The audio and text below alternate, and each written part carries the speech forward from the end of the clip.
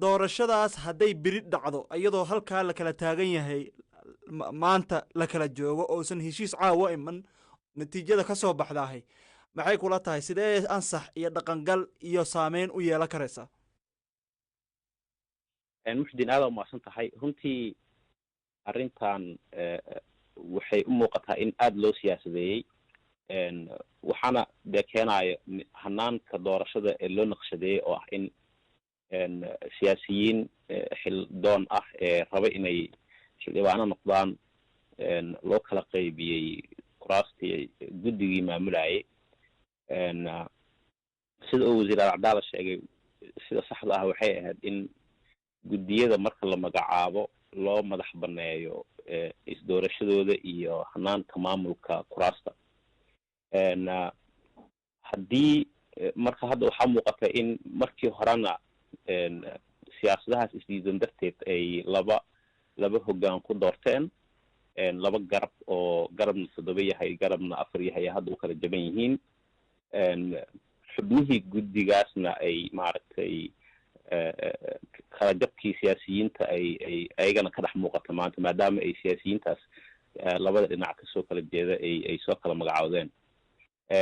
haddii berri marka ay isku imaadaan 11kooda oo ay hoggaan doortaan dabcan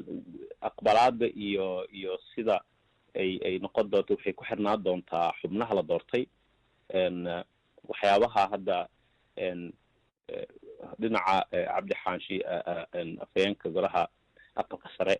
ay ku doodayeen waxay ahayd in 3 xubnin ee ra-iisul wasaaraha soo magacaabay aanay doorashada qayb ka noqon si ay number siman u noqdaan optionska kale ay soo jeedeen waxay ahayd in qolada qaadatay guddoomiyaha ma ahane dhinaca kale ay qaataan ku-xigeenka iyo xogeynta taasoo marka muujinayso waxa ugu weyn oo laysku haysto waxa waaye yaa maamulaayo guddigan oo hoggaan u noqonayo gaar ahaan 3 xubin ee ugu sarreysa guddigan marka natiijada kasoo baxda haddii ay noqoto marka in ama guddoomiyaha ama ku-xigeenka ama xoghaynta ama 2 xubin oo kamida ay dhinaca laba dhinaca midkood raacaan waxaa laga yaabaa in natiijadaas ay sababto ama in la wada aqbalo ama in labada dhinac midkood uu ka hor yimaado laakiin runtii waxa muhiim ah in waxa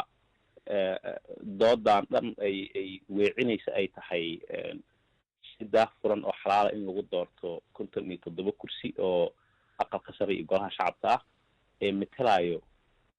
beelaha dega Somaliland waxyaabaha kale oo hadda doodii u baahneyd in la guda galo oo ilaa ay hadda aanan laga hadlin waxaa ka mid ah in yani maadaama xubnaha aqalka sare aanay hadda baarlamaan doorto joogin xamar hanaankii lagu soo xuli lahaa dadkii noqon lahaa baarlamaan ahaan dooran lahaa constituency-ga maadaama dadkan kuraastan dadka lagu matelayo aanay xamar deegaan ku ahayn 1 qof oo jifo kasta ka mid ah ma loo heli karaa inay u doorato doodaasay ahayd inay maanta socoto iyo sida maaragtay arrimahaas loo xallin karo laakiin doodan yani waxay dib u dhigi doontaa hanaankii doorashada oo haddaba waqti jadwal cariiri ah maaragtay la galay waxaana ku talinayaa in ra-iisul wasaaraha gaar ahaan uu maaragtay dhexdhexaad u noqdo labadaas xoog ee siyaasadeed ee isdiidan aanan loo arkin inuu dhinac u xadlinayo